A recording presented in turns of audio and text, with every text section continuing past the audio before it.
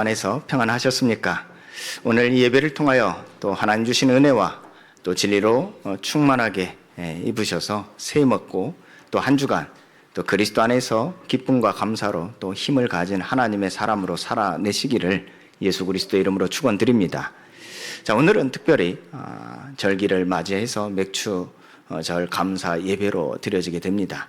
한 주간의 삶을 넘어서 우리는 또 2025년이 시작된 지 벌써 7월이 되어졌습니다. 한 해 동안 하나님이 우리와 함께 하시며 우리에게 어떻게 은혜와 진리를 세우셔서 그 영광의 풍성함이 어떠한지를 알게 하셨는지를 돌아보면서 또 하나님께 감사함으로 예배하는 시간이 되어야 될 줄 믿습니다. 오늘 우리가 한 해 동안 이 새로운 삶을 또 새로운 미래를 결단하면서 우리가 뜻을 정하며 하나님 앞에 세운 계획들이 있지요. 또 그 계획대로 우리가 한 해 동안 또 반년이죠. 열심히 살아왔습니다. 자, 이 씨앗의 결실을 보면서 우리는 하나님의 은혜에 감사하는 이 절기를 지금 우리가 지키고 있는 것입니다.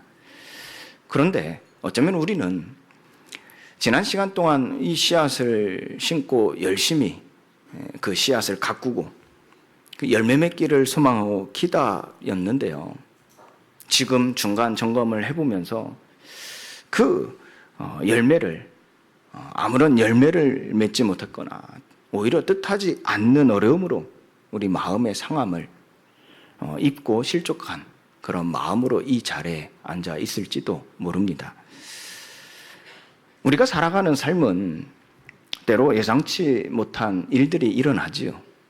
이 일로 인해서 우리는 고통을 받기도 하고 때로는 좌절이 되기도 합니다. 그게 너무나 커서 내가 감당할 수 없기에 실족하기도 하지요. 한번 실족한 것을 우리가 다시 일어나서 걸어가기에는 너무나 큰 힘이 필요합니다. 그 힘을 얻지 못해서 우리는 결국 주저앉아서 울고 있을 때도 많았지요.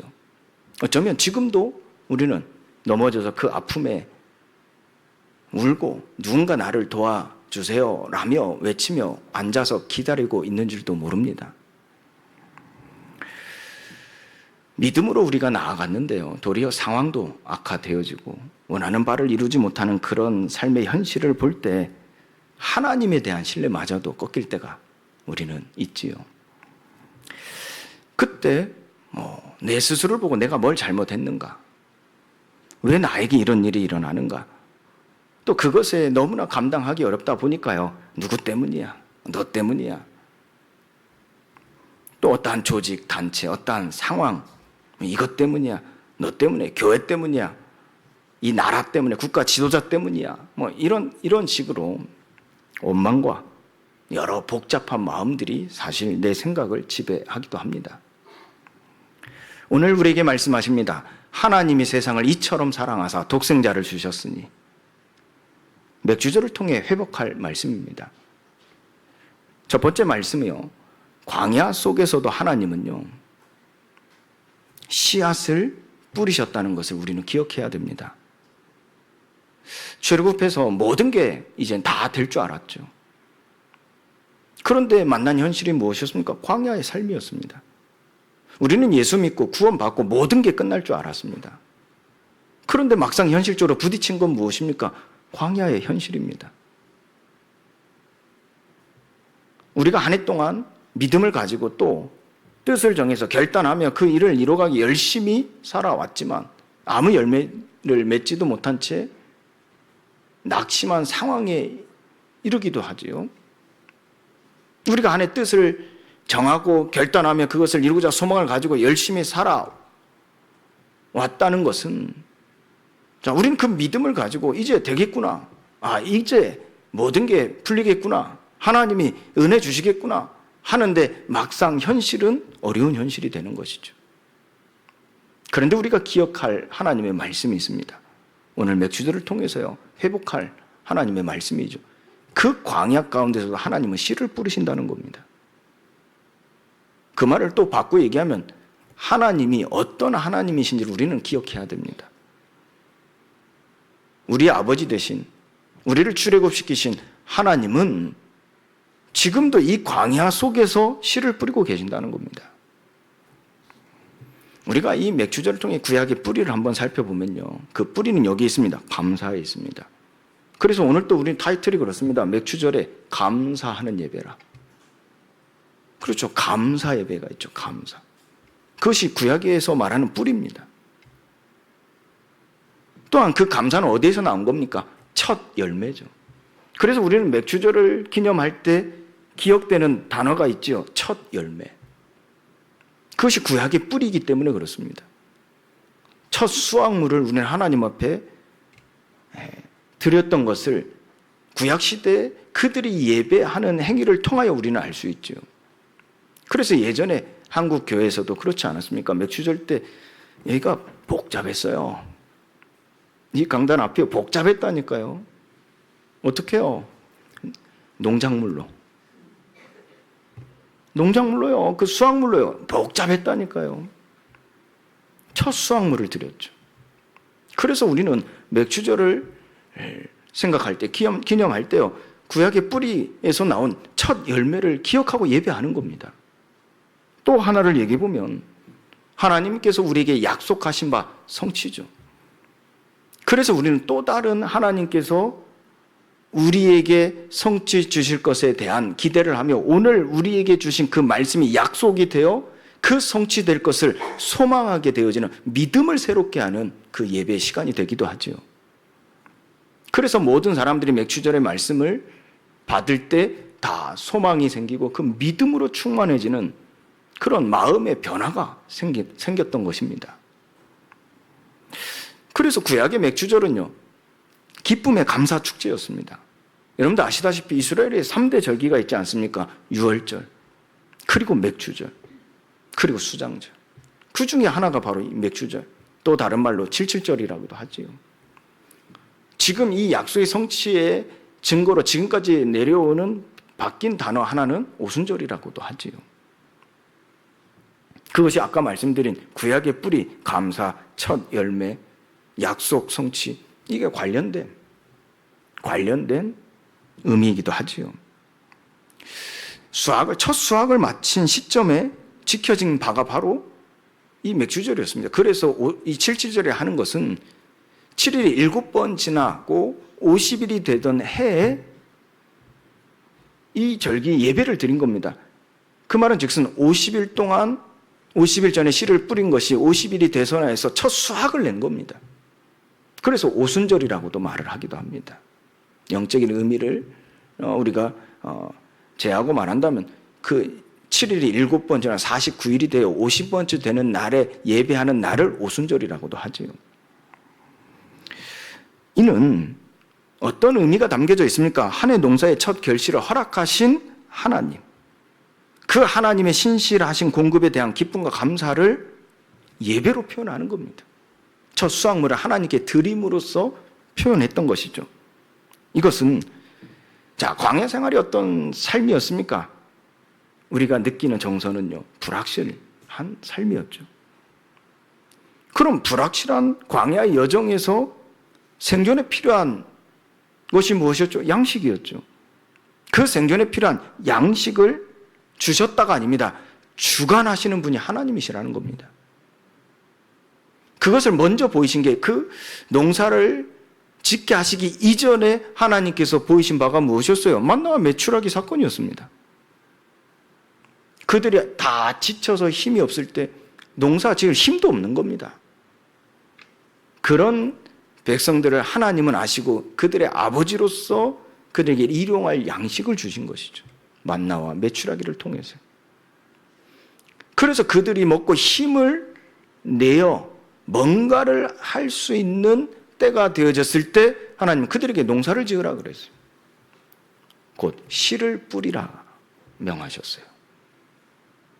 그때 그 힘을 가진 사람들이 믿음으로 하나님의 말씀에 순종하여 그 씨를 뿌렸더니 어떤 일들이 일어났습니까? 광야 생활에 조금 더 희망이 없는 나의 삶에 하나님의 말씀으로 소망이 생기고 믿음이 생겨 살아나니 씨를 뿌리게 되어지는 겁니다. 그때 그 씨 뿌림에 하나님의 역사가 임했죠. 하나님이 자라게 하신 겁니다. 그들은 물을 줬을 뿐이에요. 그들은 열심히 땅을 갈았을 뿐입니다. 잘하게 하시는 이는 하나님이셨어요. 그걸 먼저 보이셨죠. 그들이 씨 뿌리지 않은 자는 몰랐어요. 이제 우리도 먹을 것이 생겼구나. 우리 힘으로 이제는 먹고 살 수 있겠구나 라고 느꼈을 뿐이었겠죠. 그리고 그 씨 뿌리고 이 농사를 지은 사람을 야 대단하다. 그 사람에게 붙어서 뭔가 얻어 먹을 게 있을까 하여 붙었을 뿐이었습니다. 그러나 씨를 뿌린 자는 달랐습니다. 그 사람들이 맥추절 곧 이 예배, 저희 예배를 드린 거예요. 이 모든 양식, 우리의 필요한 필수적인 양식을 주관하시는 이가 하나님이시라는 것을 오직 하나님이심을 고백하고 하나님 앞에 그 감사를 표현한 행위가 바로 절기 예배였습니다. 하나님께서 주신 것을 거두어 수확, 그 수확함에 있어서 하나님을 향한 순전한 감사가 우리의 마음, 그 마음의 정서에 있었다는 얘기입니다. 그렇다면 우리는 어떤 마음으로 오늘 이 예배를 드리는 것일까요? 내 마음의 정서는 어떤 정서가 있어 오늘 함께 하나님 부르신 성도들과 함께 예배하고 있을까요? 하나님께서는 이러면서 자기의 계시와 언약의 백성으로서의 정체성을 우리에게 재확인시키는 날인 줄 믿습니다. 무슨 말입니까? 하나님은 우리의 삶에 필요한 필수적인 양식을 주시는 하나님이신 뿐만 아니라 삶의 원리, 곧 존재의 원리가 되어지는 말씀을 주시는 하나님이시라는 것을 고백하는 겁니다. 그래서 우리는 하나님 주셔서 감사합니다. 내 거 드릴게요가 아닙니다. 마치 우리가 첫 월급을 타서 그 부모님에게 감사해요. 지금까지 키워주신 부모님 감사합니다. 첫 월급을 그대로 부모님께 용돈을 드리거나 예전에 우스갯소리로 빨간 내복을 사들고 좋은 내복을 사들고 부모님께 나아가 감사합니다. 한 책임과 의무를 다하고 이제 됐구나. 두 번째 월급부터는 오로지 나를 위하여 내가 하고 싶었던 것을 내가 갖고 싶었던 것을 그런 식의 거두어 수확함의 감사의 표현이 아니었다는 얘기입니다. 그 맥주 절기를 통하여 그들이 원했던 건 하나님의 말씀이었어요. 그래서 그 말씀을 주시는 분으로 고백된 것이 그 맥주절에 있어서 하나님이 기뻐 받으시는 예배가 되어졌다는 겁니다. 오늘날 우리가 지키는 맥주절은 어떤 의미를 담고 있겠습니까? 맥주라는 단어는 문자적으로 보리 추수를 의미하지 않습니까? 그래서 우리나라는 농경 사회였기 때문에요. 그 문화 속에서 우리의 삶이 영유되지 않았습니까? 그 뿌리를 두고 있다는 얘기입니다. 그러나 성경에서는 출애굽기 34장 22절 말씀에서 보면 보리 추수가 아니었죠. 바로 밀의 초실절을 말하고 있습니다.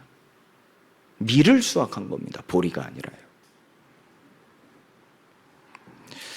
그래서 문화적으로 또 우리가 이 번역되어지는 우리나라 말에 우리 사회 문화에 맞게 각색해서 우리가 지금 보고 있는 맥주절을 우리가 지키고 있는 것일 뿐이라 여겨지죠. 그러나 우리는 이 전통 속에서 본질을 들여다보는 시간이 돼야 될 것입니다.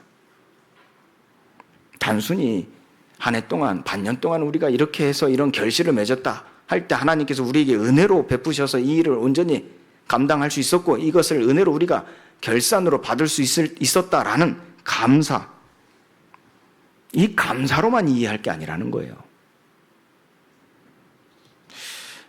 우리가 실제 신약에서 어떻게 이 말씀이 성취되어졌는지를 간과해서는 안 된다는 얘기입니다. 유월절 어린 양의 피제사, 그 피제사가 그리스도의 십자가로 완성되어 오순절 날이 이미 이름에 사도행전 2장 1절에 기록하고 있죠. 성령의 임재로 그들이 다 성령의 충만함을 입었다라는 기록을 통해서 그 성령의 임재로 온전히 성취되어졌음 우리는 오늘 이 시간 기억하고 기념하는 것입니다. 세상 일의 열매에 감사하는 절기, 이 절기로 이해에서 벗어나 우리는요, 지금도 살아계시는 하나님의 역사하심, 지금도 성령이 우리에게 임하셔서 당신의 그 일을 우리를 통하여 이루어 가신다는 사실을 우리는 이 성교적인 관점에서 하나님의 신약 말씀의 성취의 관점으로 우리는 오늘 이 절기의 인식을 바꿔야 돼요. 그래서 하나님은 우리가 어려운 이 시기를 걸어가고 있는 이 시점에서도 하나님은 말씀을 통하여 이 씨앗을 뿌리고 계신다는 겁니다. 두 번째로요, 우리에게 주신 말씀이 무엇입니까? 씨앗을 자라게 하심과 열매 맺게 하심의 일을 행하시는 하나님임을 우리는 기억해야 됩니다. 예수님은 어떻게 씨를 뿌리셨습니까? 우리는 예수님의 성육신 하신 그 일과 예수님께서 십자가를 지신 사건을 통해서 우리는 예수님께서 어떻게 이 씨를 뿌리셨는가를 알 수 있습니다. 예수님은 십자가의 죽으심으로 모든 이름에 뛰어난 이름을 얻으셨습니다. 그는 근본 하나님과 같은 본체셨죠. 그러나 그와 같은 동등됨을 여기지 아니하시고 오히려 자기를 비워 종의 형체와 같이 되셨다고 그랬어요. 그래서 사람들과, 죄인된 사람들과 같이 되셨어요. 사람의 모양으로 나타나서 자기를 낮추시고 죽기까지 복종하셨다. 우리에게 말씀하고 있죠. 그 십자가에 죽으신 겁니다. 이러므로 하나님께서는 어떻게 하셨어요? 그를 지극히 높이셨다 그랬어요. 그래서 모든 이름 위에 뛰어난 이름을 주사 하늘에 있는 자들과 땅에 있는 자들, 그리고 땅 아래 있는 자들로 모든 무릎을 그 이름 앞에 꿇게 하셨어요. 하나님 높이셨죠. 그러면서 모든 입으로 예수 그리스도를 주라 시인하여 아버지께 영광을 돌리게 하신 겁니다. 예수님은 어떻게 씨를 뿌리셨다고 했죠? 십자가에 죽으신 것입니다. 종의 형체를 가지사 자기를 낮추시고 사람의 모양으로 오셔서 죽기까지 하심으로, 그 십자가에 죽으심으로 이 씨를 뿌리신 겁니다. 그러면 예수님은 어떻게 또 어떤 열매를 맺으셨을까요? 이 씨를 뿌리셨을 때 반드시 열매가 나왔어요. 예수님이 이 씨를 이렇게 십자가에 죽으심으로 뿌리시고 그 뿌리실 때 그 씨가 어떤 열매를 맺었냐 하는 겁니다. 그것이 바로 약속의 성취와 곧 부활이었습니다. 예수님은 십자가에 못 박히시기 전에 제자들과 함께 하시고 그들에게 계속해서 말씀하신 바가 있어요. 기록은 3번씩이나 이 제자들이 계속해서 강조하고 확실하게 전한 메시지가 있었어요. 그것이 무엇이었습니까? 내가 죽을 것이다. 그리고 다시 살아날 것이다. 그리고 보혜사 성령으로 너희와 영원히 함께 할 것이다. 이 3가지 메시지를요, 3번 강력하게 말씀하셨다니까. 근데 3번 강력하게 말씀하셨다는 것은 이 12제자를 모아놓고 공개적으로 얘기하는 바요. 그 말은 또 바꿔 얘기하면 같이 있을 때요, 혼자 1대1로 있을 때요, 계속해서 말씀하셨다는 거예요. 이 자리도 마찬가지입니다. 이 모여있는 여러분들에게 이 시간 공개적으로 선언한 설교이지만은요, 우리 사역자들을 통해서 여러분들 개인에게 계속해서 말씀하신다는 얘기예요. 또 다른 보혜사, 즉 성령을 보내주시겠다고 약속하신 겁니다. 이 약속은요, 제자들에게 예수님이 함께 있기 위함을 그 목적에 두고 있습니다. 그래서 그들을 보내서 전도도 하고 귀신을 내쫓는 권능도 가지게 하려 하신 것이죠. 목적은 어디에 있다고요? 함께 있기 위함이라 그랬어요. 또한 제자들에게 의에 대하여 가르치신 때가 있었죠. 요한복음 16장에 기록되어 있지 않습니까? 요한복음 16장 7절 이하에 보면요, 내가 떠나는 것이 너에게 유익이라. 내가 떠나지 아니하면 보혜사가 너희에게로 오시지 아니할 것이요, 가면 내가 그를 너희에게로 보내리니 라고 하시면서요, 실제 상황, 앞으로 일어날 상황, 실상에 대하여 말씀하셨다니까. 실제 일어날 일. 이것을 하나님의 의라 가르친 것입니다. 이후에 십자가에 죽으셨죠. 그리고 다시 살아나셨죠. 그때 말씀대로 어떻게 하셨어요? 예수님의 부활을 먼저 제자들에게 나타내셨어요. 이후에 또 어땠습니까? 사도행전 2장에 보면요. 자, 1장에서 먼저 마가의 집에 모여 기도하는 자들에게 나타나셨어요. 2장에서도 마찬가지죠. 이 120명에 모인, 이 마가의 집에 모인 사도에게 나타내시고 그 사도를 통하여 전한 하나님의 일에 대하여 곧 예수님이 십자가에 죽으시고 부활하시고 지금 우리와 함께 하시기 위해 성령으로 오셨다 함을 전할 때 41절 말씀이죠. 이 날에 믿는 자의 수가 3천이나 더하더라 그래요. 3,000명이 나타내신 겁니다. 오순절에 임한 성령의 강림, 그 사건은요, 지금 우리에게 말씀하고 있는 이 약속의 성취인 줄 믿습니다. 이 사건은요, 영적 추수인 부흥의 시작임을 상징적으로 우리에게 보여주고 있는 바요. 오늘 우리가 받은 말씀처럼요, 이처럼 살아내는 첫 열매가 되어지는 성취의 사건입니다. 예수님의 수확은 무엇이었습니까? 이처럼 예수님이 어떤 열매를 맺었어요? 정리해보면 지금 성령으로 우리 안에 계시는 겁니다. 이로써 예수님은 어떤 수확, 무엇을 수확하셨습니까? 예수님의 수확은 무엇이었냐 하는 겁니다. 그것이 바로 오순절 날이 이르렀을 때 세계복음화하는 곧 선교적 교회 탄생이었습니다. 그것이 우리가 알고 있는 마가 다락방에 일어난 사건이요, 마가의 다락방에 시작된 초대 교회라는 것이었습니다. 예배하기 위하여 그들이 다 같이 마가의 집에 모였죠. 그때 그들 모두 각 사람에게 임하였던 것이 무엇이었습니까? 예수님께서 약속하신 보혜사 성령님이었습니다. 그 성령의 충만함은 그들을 그리스도 예수 안에 있는 생명의 성령의 법으로 살아내게 하는 거듭난 사람들로 변혁을 하게 하셨어요. 변화를 시킨 겁니다. 그들은 더 이상 두려움에 숨어 있지 않았어요. 밖으로 나가서요, 이는 곧 세상에 나가면요, 예수 믿는다, 예수 이름 전한다 하면 어떤 일들이 일어났습니까? 잡아갔어요. 가진 거 빼앗아 갔어요. 지금까지 살아온 모든 업적들 다 무의미하게 만들었어요.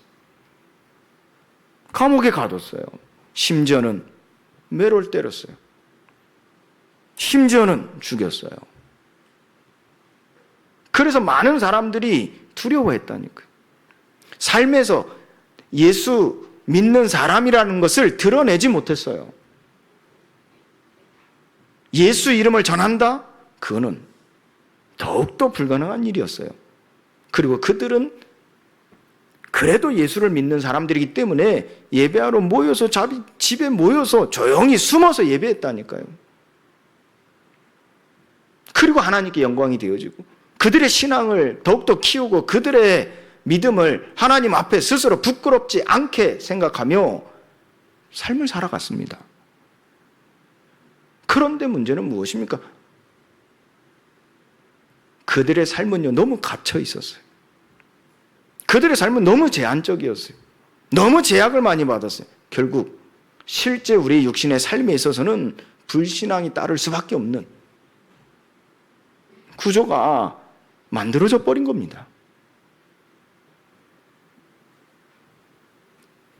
여기에 대하여 바울은 로마서 1장 16절에 말하고 있지 않습니까?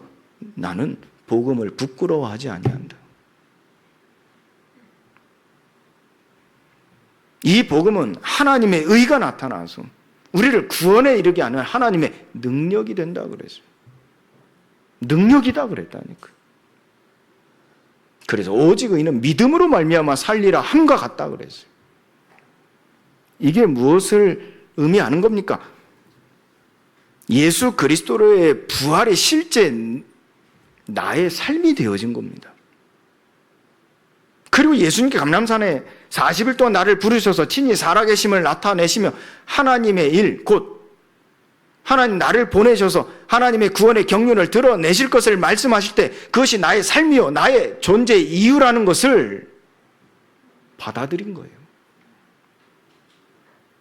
영접하는 자, 곧 그 이름을 믿는 자들에게는 하나님의 자녀가 되는 권세를 주셨다 그랬어요. 받아들인 거예요. 그 나의 삶의 주가 되어지는 거예요. 그렇게 그들은 밖으로 나가서요, 핍박 상관없이요, 조롱, 경멸 상관없이요, 빼앗기고 잃어버리고 잡혀가고 죽고 상관없이요, 밖으로 나가서요, 담대히 예수 그리스도의 부활을 증거하기 시작한 겁니다. 예수님께서요, 너희는 가서 모든 민족을 제자로 삼아 아버지와 아들과 성령의 이름으로 세례를 베풀고, 그 이름이 무엇입니까? 한마디로 하면 예수 그리스도의 이름입니다. 내가 너에게 분부한 모든 것을 가르쳐 지키게 하라 명하실 때, 베드로는요, 보내심을 받은 자로 세상으로 나간 겁니다. 여러분 베드로 아시죠? 예수님 십자가에 못 박히시기 전에 베드로는 세상을 두려워했어요. 세상 속에 나가지 못하고 세상을 피해서요, 예수님과 함께 했던 그 기쁨, 그 영광, 그 평안, 그 얼마나 좋았는지요. 마태복음 11장 아시죠? 내가 이곳에 초막을 짓겠다. 예수님의 초막도 짓고 모세의 초막도, 엘리야의 초막도 짓고 이 집에 영원히 살겠다. 무슨 의미인 줄 아십니까? 밖으로 안 나가겠습니다. 세상에 나가지 않겠습니다. 지금 표현대로 하면 이 교회 밖을 나가지 않는 거예요.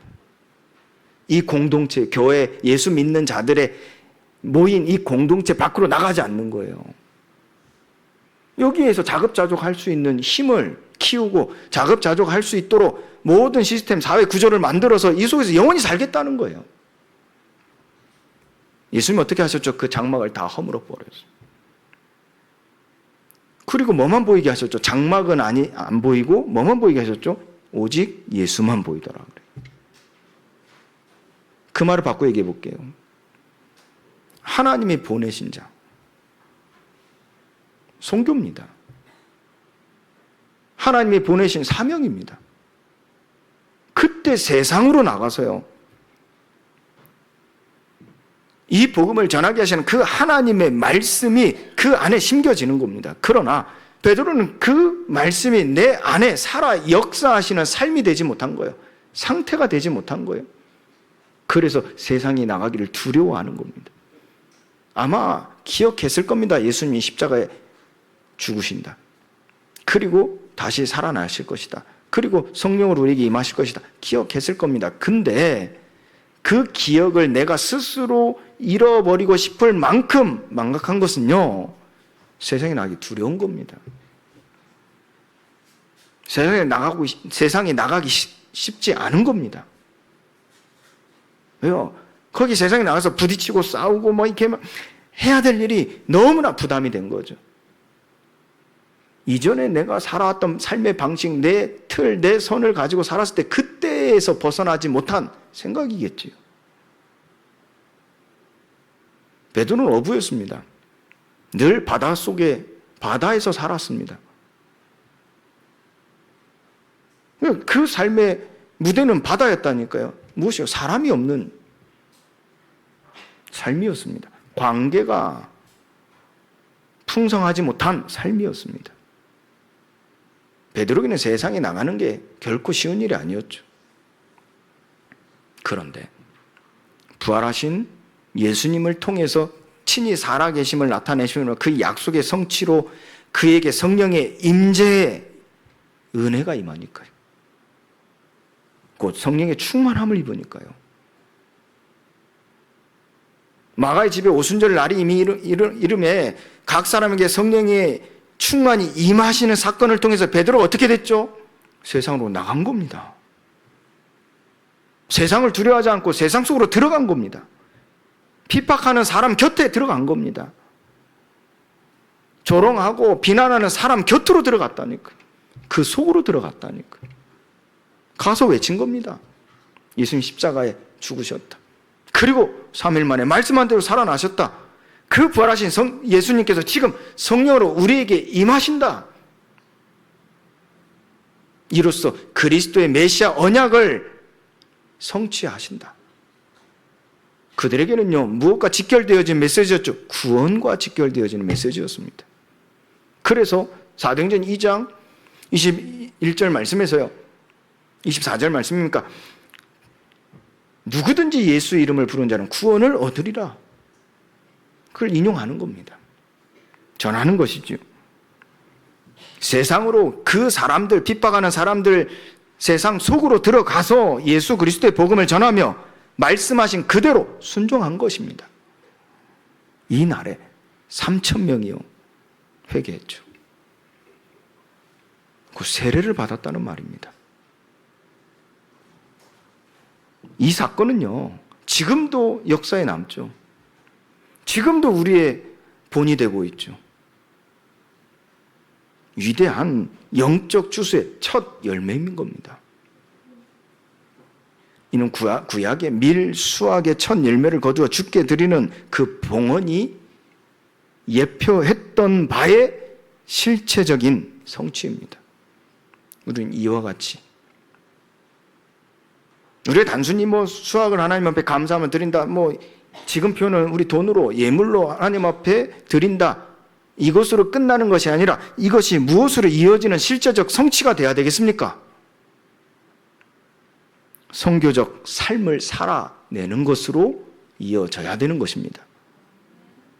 바로 세 번째 말씀이죠. 우리는 보냄받은 하나님의 교회입니다. 이 정체성을 기억해야 돼요. 우리는 하나님의 선교에 대한 정의를 새롭게 해야 되는데요. 하나님의 선교, 이걸 라틴어로 원어로 얘기하면요, 미시오 데이, 곧 미시오라는 것은 보내다. 데이, 하나님, 곧 하나님의 선교라는 것을 의미합니다. 하나님의 보내심 또는 하나님의 선교와 같은 의미를 가지고 있다는 얘기입니다. 이 개념의 핵심은요, 선교가 교회의 여러 활동 중에 하나가 아니라는 거예요. 여러 가지 활동 중에 우리 선교하자, 우리도 이렇게 알고 있지 않습니까? 선교하자.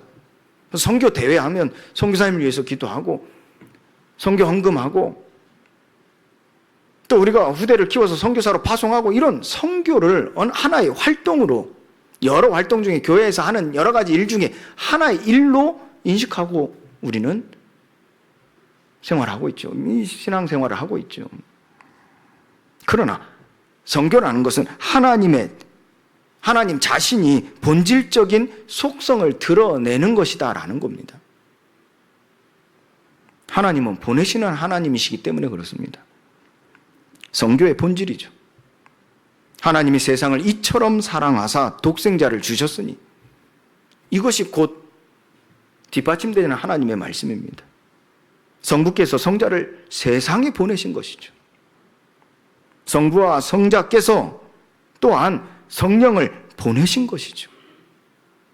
그래서 삼위일체 하나님께서 이처럼 교회를 세상 속으로 보내신다는 의미입니다. 이 관점에서 교회는 선교를 하는 행위의 주체가 아니라는 것이죠. 무슨 말입니까? 하나님의 선교가 교회의 본질이라는 겁니다. 우리는 그래서 하나님의 보내심 받은 자로서 살아가는 거예요. 이게 선교적 삶을 말하는 것이요, 이 교회가 선교적 교회를 말하는 것입니다. 무엇이죠? 우리는 보냄받은 하나님의 교회다라는 정체성을 기억하는 삶입니다. 베드로가 이 정체성을 가지고 있었기 때문에 세상 속으로 들어간 겁니다. 여기서 말하는 세상 속으로는 어떤 즐기는 문화, 호기심이 발동케 하는 어떤 하고 싶은 문화, 그 문화가 있는 곳에, 그 문화를 즐기는 사람들이 있는 곳에 간다라는 제한적 의미가 아닙니다.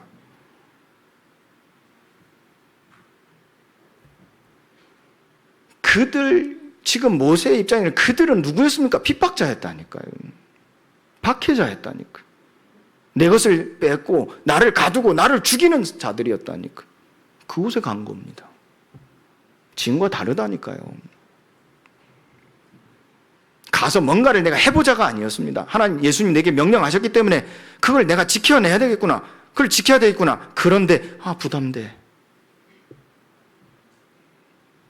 그런데 너무 힘들어. 어떻게 하지? 그게 아니었다니까. 보내심 받은 자가 베드로의 정체성이 됐다니까요. 존재가 됐다는 얘기예요. 그래서 가야지가 아닙니다. 가지는 겁니다. 보냄 받은 자로 살아내는 겁니다. 첫 열매, 부활의 첫 열매가 되어졌어요. 그러는 가운데 베드로는 그들에게 언어적인 소통을 합니다. 메시아라는, 그리스도의 오실 메시아라는, 구원자로 오실 메시아라는 이 유대인들이 갖고 있는 언어, 문화를 가지고 소통을 한 겁니다. 그 오신 이가 우리를 위하여 십자가에 못 박히셨고, 그 그리스도가 우리를 위하여 다시 살아나셨고, 다시 살아나신 이가 바로 지금 예수 이름으로 불리는 우리에게 전한 복음이요 곧 성령으로 우리에게 임하셨음을 말씀하시는 거예요. 그때요, 그 설교를 통하여 예수님 구원의 경륜을 드러내셨다니까요. 믿는 자의 수가 3천이나 더 했다고 그랬어요.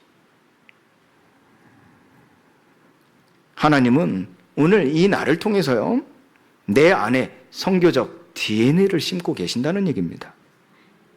나에게 씨를 뿌리신다는 거예요. 선교가 있기에 교회가 존재하는 것입니다. 우리가 교회가 존재하기에 선교하는 게 아니란 말이에요. 여러분들 교회 다니니까 선교한다는 말이 아니란 말이에요. 여러분들은 선교사입니다. 여러분들의 존재로 하나님 창조하셨다니까. 그게 부활 생명을 이룬 것이죠. 그렇게 우리가 교회가 되는 겁니다. 조금 고민해 보셔야 될 부분이겠죠. 내가 교회 다니니까 선교하는 게 아니라니까요. 교회에서 우리 선교하자 해서 선교하는 게 아니라니까요. 하나님이 나를 이 세상에 보내신 겁니다. 그래서 우리가 교회가 되는 겁니다. 이것이 여러분들 가정에 적용시켜 보세요. 내가 너 좋아하고 너 나하고 맞고 너 나하고 살아갈 때 미래에 어떤 큰 돈도 벌 수 있고 너 삶을 우리가 재밌게 살 수 있겠어 해서 결혼한 게 아니란 말이에요. 하나님이 나를 아담과 하와 한 몸이 될지라 하신 것처럼 한 몸으로 존재로서 이 사람과 결혼을 한 것입니다. 그래 가정이 된 것이죠. 그 가정 속에서 하나님은 예배케 하시는 겁니다. 고린도전서 3장에서 보면요, 이 교인들이요, 이 정체성을 놓친 겁니다. 그리고 여러분 아시다시피 고린도전서 3장이 얼마나 교회 안에 갈등, 분열, 분쟁으로 가득 찼지 않습니까? 심지어는 뭐라고 합니까? 나는 바울파다. 나는 개바파다. 나는 이것도 아니고 저것도 싫다. 나는 그냥 그리스도파다. 이런 식으로요. 갈등, 분열, 그 속에 분쟁이 끊임없었다니까요. 결국 그들의 삶은 선교적 삶이 아닌 육신적인 삶이었죠. 그 육신적 삶에서 벗어나지 못한 자들에게 권하는 말씀입니다. 우리는 하나님의 동역자들이라. 그래서 너희에게 왔다. 너희는 하나님의 밭이라. 하나님의 집인이라. 존재를 얘기하는 겁니다. 너희들은 무엇 때문에 싸우고 있냐? 무엇 때문에 선을 나누냐? 너희가 맞냐? 너희가 무조건 맞다고 왜 주장하느냐? 물 주는 이가 맞겠냐? 씨를 뿌리는 자가 맞겠냐? 진짜 우리가 이와 같이 된 것은 잘하게 하시는 이는 오직 하나님뿐이다. 왜 싸우냐? 무엇이 진리냐? 바울은 권합니다. 육신적 삶을 살아가고 있는 자들에게 권하고 있다니까요. 우리는 하나님의 동역자들로 너희와 함께 있는 것이다. 하나님의 보내심 받은 자로 너희 앞에 섰느니라. 너희는 하나님의 밭이라, 하나님의 집이니라. 우리의 삶은요, 하나님의 선교입니다. 선교적이 돼야 된다는 얘기예요. 상태적인 겁니다. 우리는 뭔가 행위로서의 사상, 행위로서의 어떠한 관습을 말하는 게 아닙니다. 전통이 아닙니다. 앞에 우리의 믿음의 선진들이 이렇게 했기 때문에 우리도 하자. 이렇게 했더니 잘 살더라. 이렇게 해보자. 이게 아니란 얘기예요. 우리는 선교적이 돼야 돼요. 다시 말해서 그 믿음의 선진들이 붙잡았던 하나님의 보내심을 받은 자로서의 삶을 살아갔던 것처럼 우리도 하나님의 보내심을 받은 자로서 다시 세워지는 겁니다. 그래야 그런 척하지 않는 삶을 살 수가 있는 겁니다. 전통을 따라가지만, 율례를 따라가지만, 그들이 말한 가르침을 배워 따라가지만 흉내낼 뿐이란 말이에요. 내 것이 아니란 말이에요. 우리는 그와 같이 지금까지 전도했단 말이에요. 우리는 지금까지 이와 같이 선교했단 말이에요. 우리는 이와 같이 지금까지 자녀, 후대 교육했단 말이에요. 하나님 이걸 오늘 이 절기 예배를 통해서 씨를 뿌리시는 겁니다. 다시 뿌리시는 겁니다. 왜요? 예수님이 어떤 씨를 뿌리셨고요? 예수님은요, 어떤 열매를 맺으셨고요? 예수님이 수확하신 게 무엇이었습니까? 우리는 이 말씀을 보면서요, 들으면서요, 다시 예수님이 뿌리신 씨를 내게 심으실 때, 그 DNA가 다시 내게 이식될 때, 이처럼 살아내는 우리의 삶이 변혁될 줄 믿습니다. 하나님 원하시는 일이라니까. 하나님 우리에게 말씀하시죠. 너희는 하나님의 성전인 것과 하나님의 성령이 너희 안에 계시는 것을 알지 못하느냐. 누구든지 하나님의 성전을 더럽히면 하나님이 그 사람을 멸하시리라. 하나님의 성전은 거룩하니 너희도 그러하니라. 이게 바로 우리가 선교적이어야 된다는 메시지죠. 이유라는 얘기입니다. 선교의 최우선 과제는요, 예수 그리스도의 구속 사역을 통한 개인의 영원 구원과 회심에 있기 때문에 하나님의 선교는요, 보내심에서 시작되는 것이고, 보내심 받은 자들로 말미암아 이루어지는 것이요, 보내심 받은 자들이 세상에 나갔을 때 이루어지는 구원 사역이라는 얘기입니다. 교회 안에서 우리끼리 있을 때는 절대 일어나지 않습니다. 이 속에서 우리는 선교적으로 거듭나 세상으로 나갔을 때 구원의 경륜이 드러나는 것입니다. 이로써 하나님의 영광을 받으시는 것이지요. 그래서 보내심을 받은 자들이 세상에 나가 교회를 이루는 그 시스템, 그 구도를 우리에게 지금 보여주시는 말씀에서 초대교회가 보여줬던 성취의 증거가 되는 것입니다. 절대적 중심은 언제나 예수 그리스도 안에서 십자가 부활을 선포하여 잃어버린 영혼을 구원하고 교회를 세우는 일에 있는 것이지요. 여기서 벗어나면 안 되겠지요. 벗어나니까 세속화가 되는 겁니다. 벗어나니까 세상이 동화돼 버리는 겁니다. 벗어나니까 방관자가 되고 구경꾼이 되는 겁니다. 맥주절에 우리는 다시 이 선교적 DNA를 새겨야 될 줄 믿습니다. 선교적 교회로 거듭나게 하시는 하나님의 부르심 속에 하나님은 나를 세상에 보내셔서 구원의 경륜을 드러내게 하시는 하나님의 영광이 우리 앞에 있는 줄 믿습니다. 오늘 우리 마음에 그 영광을 아는 빛을 비추신다는 겁니다. 그리스도의 추수로서 우리의 정체성을 확인하는 날이 되어야 될 줄 믿습니다. 그리스도. 그 그리스도께서 우리의 부활의 첫 열매가 되셨기 때문이죠. 고린도전서 15장 20절부터 23절까지 말씀 한번 찾아봅시다. 우리 고린도전서 15장 20절부터 23절까지 말씀입니다. 다 찾으셨습니까? 함께 읽겠습니다. 시작. 그러나 이제 그리스도께서 죽은 자 가운데서 다시 살아나사 잠자는 자들의 첫 열매가 되셨도다. 사망이 한 사람으로 말미암았으니 죽은 자의 부활도 한 사람으로 말미암는도다. 아담 안에서 모든 사람이 죽은 것 같이 그리스도 안에서 모든 사람이 삶을 얻으리라. 그러나 각각 자기 차례대로 되리니 먼저는 첫 열매인 그리스도요, 다음에는 그가 강림하실 때 그리스도에게 속한 자요. 아멘. 그리스도. 그 그리스도 우리의 첫 열매가 되셨고 그 그리스도에 속한 자가 두 번째 열매가 되신다 그랬어요. 그게 야고보서 1장 18절 말씀에 기록되어 있습니다. 한번 찾아보실까요?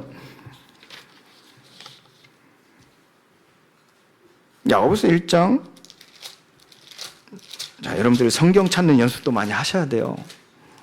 그래 빨리 찾죠. 야고보서 1장 18절. 저 써 있으니까 안 찾으시네요, 다들. 찾아보시기 바랍니다. 성경책도 들고 교회 오시고 조금 우리가 이제는 본질을 놓치면 안 되지 않겠습니까? 편리하게 우리가 살아가야겠습니다만은 중요한 정체성 본질을 놓치지 않았으면 좋겠습니다. 그래도 안 찾으신 분들은 성경을 안 가져오신 분이라 했네요. 자, 읽어볼까요? 자, 시작. 그가 그 피조물 중에 우리로 한 첫 열매가 되게 하시려고 자기의 뜻을 따라 진리의 말씀으로 우리를 낳으셨느니라. 말씀으로 우리를 낳으셨느니라 그랬어요. 성도, 곧 재창조의 첫 열매가 되게 하신 것입니다. 자기의 뜻을 따라 진리의 말씀으로. 자, 그리고 하나 더 로마서 12장 1절 2절 말씀 같이 찾아볼까요? 로마서 12장 1절 2절 말씀입니다.